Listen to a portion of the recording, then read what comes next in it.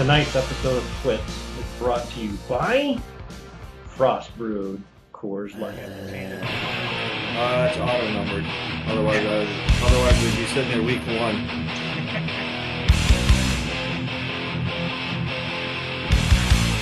All right.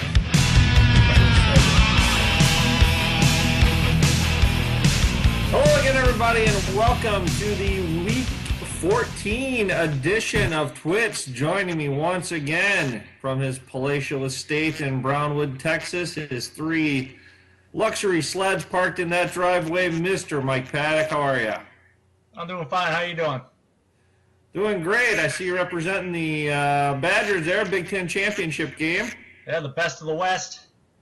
Rolling into Indy this weekend to take on your Ohio State Buckeyes. As a 4-point favorite. Hashtag JT Barrett. Correct. So hopefully the Badgers can get her done, much like the Packers took care of business last week. So we shall see. We got a little more college flavor coming up, a little sneak peek a little later on in TWITS tonight. So we'll get to that. But first, Mike, we're going to break right into the Commission's 3-pack of facts. And tonight, those facts, once again, presented by Coors. This is our fourth time with Coors as our headline sponsor here, Mike. You know, I'm trying to get back into good graces. Pulled the plug on the old Chalk Talk segment there, so... That didn't help, huh? What's that? That didn't help? I'm seeing if I can connive my way back into the good graces of Pete and company, so... Mighty fine beer, Pete. So let's look at that 3-pack of facts, Mike. We're going to start off tonight with the number 13, Mr. Paddock. Chicago's 13 rushing yards in the loss to Detroit tied the Bears' fewest since the 1970 merger. Mike, they also had 13 yards rushing against Green Bay back in 2011. I don't know if you remember that or not. That was a Thanksgiving Day game.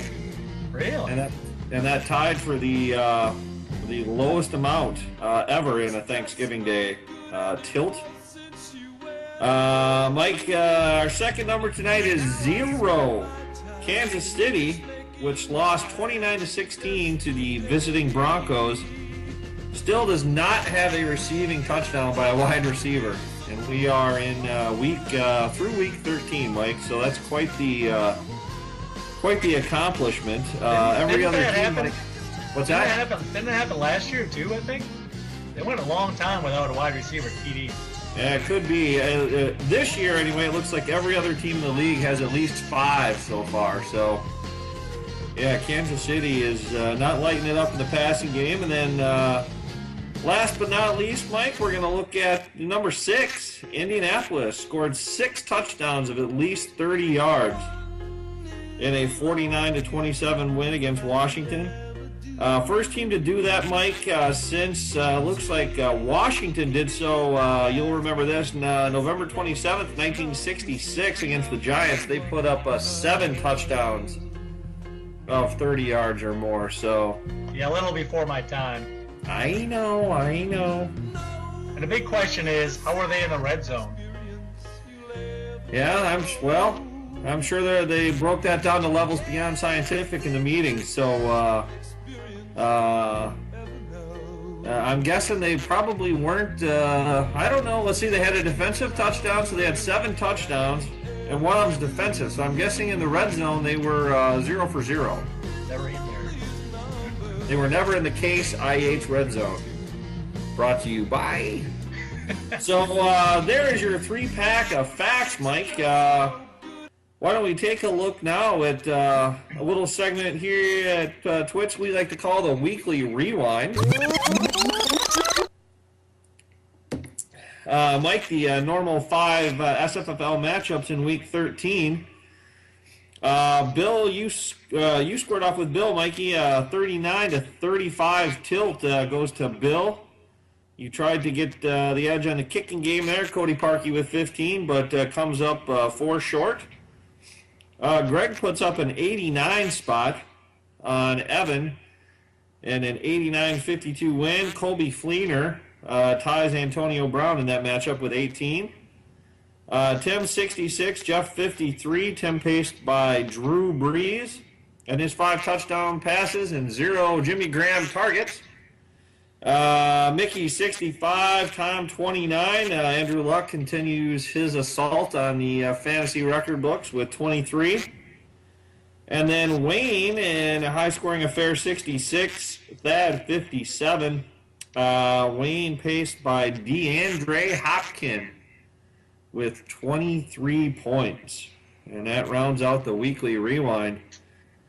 Mike, I understand you've been feverishly poring over some stats and some numbers and crunching things, and we're going to take a little look now at how they were built. That's right, Sondo. I was taking a look at how they were built. Sometimes we look at the highest score of the week. This week we did not. We're looking at one of the 66s that were scored by friend of show, Tim Boncharelli. Botch. Cranky Pants.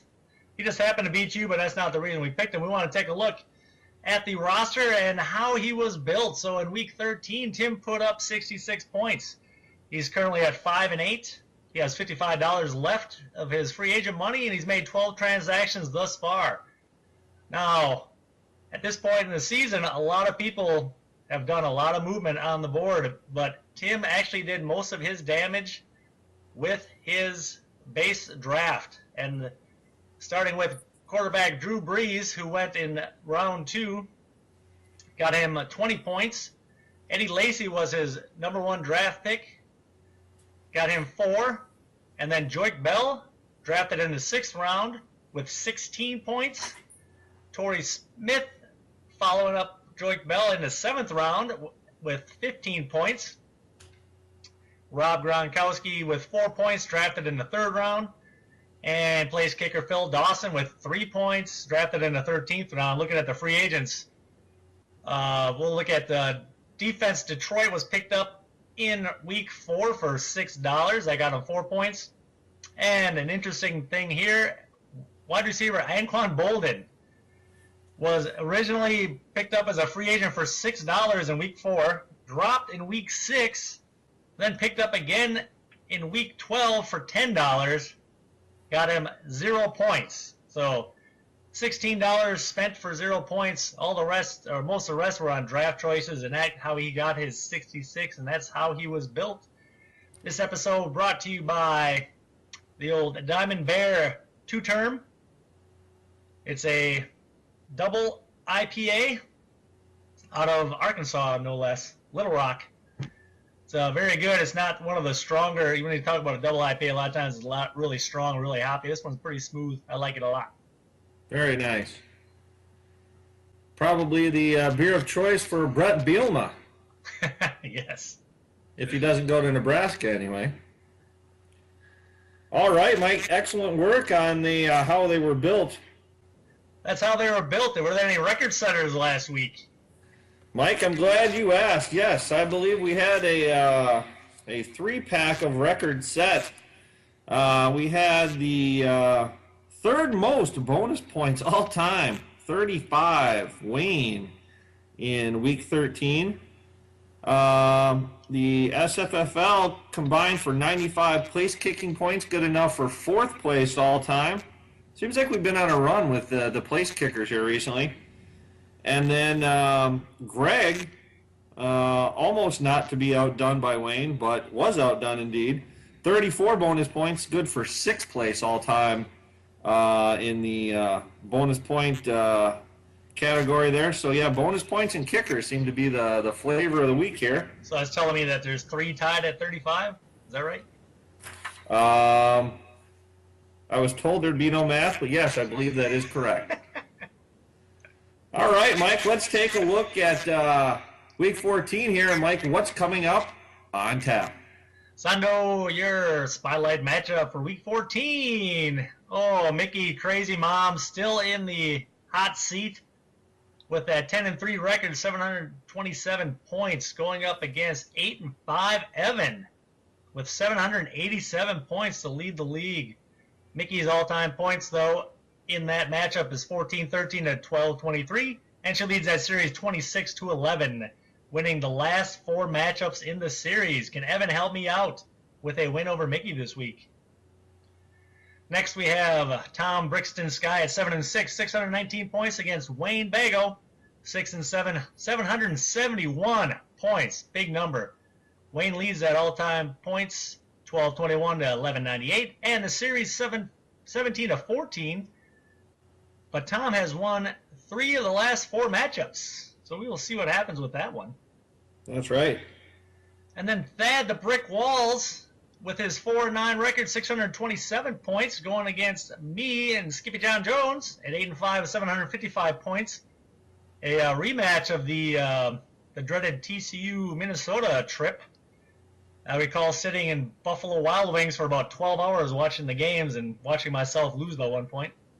That's right. But I do lead the all-time points, 10-25 to 957, and the series 14-7, winning 10 of the last 13, but not the last one. Oh, that's interesting. You also remember, Mike, you'll remember not drinking before noon at that BW3 because some rule in Texas, so you have to order food. Or what was it? You have to order an appetizer or your... Food, yeah, I think it was food. Yeah, you can't just get drinks, so... And we were not hungry at that point, yeah. No, we were looking for some beers, so...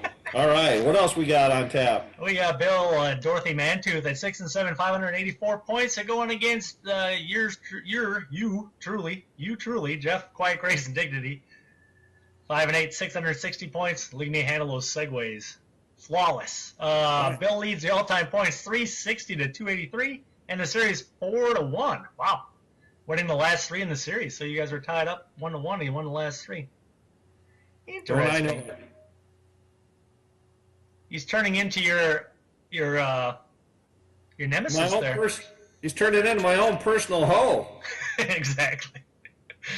And you better explain what that means to him, unless he already knows who Slow Ho is. But he knows. All righty, Tim. If not, just call Ewald sometime. Ewald will chew your ear off for days about Mr. Hodgson. So go ahead. Roger that. Rounding out the week is Tim Cranky Pass, 5-8, 719 points against the aforementioned Greg Slowho. Ain't nobody got time for that. 6-7 with 719 points as well. Greg leads at all-time points, 1239 and 1215, which is fairly close, but he does lead the series 18-16, winning 5 of the last 6. And Sondo, that is what is on tap. All right. Excellent. All right, Mike. Well, as I mentioned at the top of this epic broadcast, and this broadcast, of course, coming on the heels of our also epic Thanksgiving Day broadcast, which I don't know if you noticed the YouTube metrics, Mike, but we were big up there. Canada, Yugoslavia, and all the big countries. Yep, Albania, we were big there.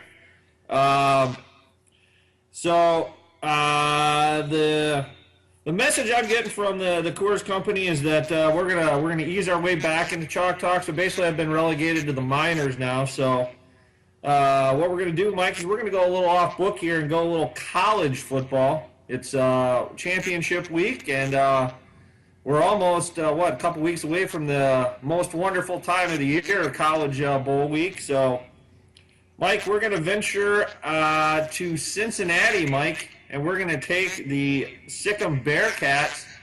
They are laying 7 points against the Houston Cougars. And Cougars down a running back, and I think in a little bit of an overrated team. I think Cincy's a bit underrated. So I'm going to go ahead and take the Cincinnati Bearcats to cover the touchdown. And get Chalk Talk, Mike, for one out. As far as I'm concerned, it'll be 1-0 after this. So I hope Pete has the same impression. All right, Mike. Dog of the week. Thought we had a good one last week, Mike. I agreed with this, and it was pretty close. You had New England plus 3.5, but I believe they ended up losing by 5. Was it 5 or 6? It was 5. 5.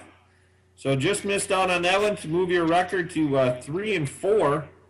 What do we have from the big dog this week? Yeah, my call last week was a little wide right, just like Goskowski's field goal at the end of the game, which would have actually put us in the money. Or Crosby's midway through the game. Correct. But this week we found a very small dog in, yes, like a Shar-Pei, not a Shar-Pei, Shih Tzu. yeah, Shih Tzu. Pretty much, most of my picks are like Shih Tzus. We have Seattle venturing into the unfriendly confines of the brotherly city and getting 1 point. Now, Nick Foles is still out. Sanchez is up and down week after week. I think that Seattle defense is a little bit too strong. The Philly defense has been picked apart on a couple occasions. I know they're kind of rolled against Dallas, but I'm not too impressed with Dallas anyway. So I will take Seattle with the win. You don't even need that point, but let's go with Seattle in the dog of the week. I like it. All right. That moves us to everyone's tertiary favorite topic here, game of the week. And last week, Mike, you and I both got off the schneid with a couple of victories. We both had Denver in their victory over the wide receiver-less, basically, Kansas City Chiefs to move me to 4-3 and you to 3-4 on the year. So, Mike, you looking to get to the Mendoza line here. This week, Mike, we're going to venture to the unfriendly confines of the jungle in Cincinnati, Ohio. At the confluence, no wait, that's Pittsburgh. So we're going to go to the jungle for the Steelers at the Bengalis. Who do you like in this one, my man? And I will stick with the home team in this one. Cincinnati's looking pretty good. I think they have the number one pass defense. They always play tough against Pittsburgh anyway, and I think that Cincinnati is just kind of on a roll in that AFC North. So I do like the home team in this one, Sondo. Not so fast, my friend. I'm going to give you a shot here to pull even. I think the Steelers in that running game, I think the Bengals running game has slowed down a little bit. I think Andy Dalton's capable of being Andy Dalton at any time. And I really like where the Steelers defense and running game are going. So I'm going to take the Steel Curtain. I'll make my call right now. Steelers 27, Cincinnati 27. Oh, wait, I can't do that. That's from Jim Rowe. Quantra will understand that while you're sitting there eating his chicken cashew salad. I'm going to go Pittsburgh, Mike, in a low-scoring affair, 23, Cincinnati 21. Brought to you by Mott's Paint, Mike. Better paint with Mott's. All right. There you have it. The Week 4 edition of TWITS is in the book. If you'd like to see this episode or any past episodes, feel free to head on over to YouTube and take a look at the Sondo Saki channel. So until next week for Week 15, I will say goodnight, Mike, and we'll talk to everyone back for Week 15. Adios. Adios.